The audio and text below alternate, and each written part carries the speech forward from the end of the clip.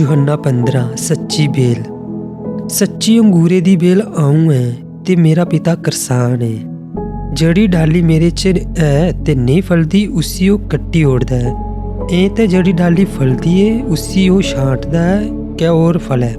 तुस तां उस वचन दे कारण जेड़े मैं तुसेंगी बोले ने शोध ओ तुस मेरे च बने रवो ते आऊँ तुहाडे च।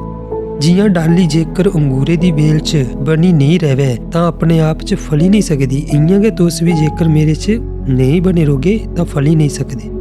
आऊँ अंगूरे दी बेल हाँ, तुस डालियां हो। जेड़ा मेरे च बना रौंदा है ते आऊँ ओहदे च, ओह बड़ा फल फलदा है कि मेरे कोला लग होइए तुस किश भी नहीं करी सकदे।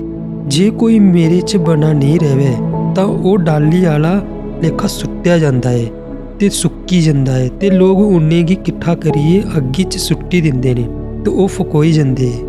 जेकर तुस मेरे च बने रवो ते मेरे वचन तुहाडे च बने रौहन तां जो चाहो मंगो तां ओह तुहाडे लेई होई जाग।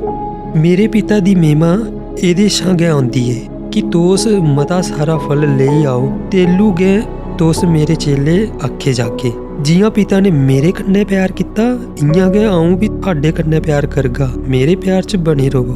जेकर तुस मेरे हुक्में दा पालन करगे तां मेरे प्यार च बने रहोगे, जियां गै मैं अपने पिता दे हुक्म पालन कीते है ते ओहदे प्यार च बना रौह्ना है। मैं एह गल्लां तुहाडे कन्नै इस करियै कीतियां ने कि मेरी खुशी तुहाडे च बनी रहे ते तुहाडी खुशी पूरी होई जा।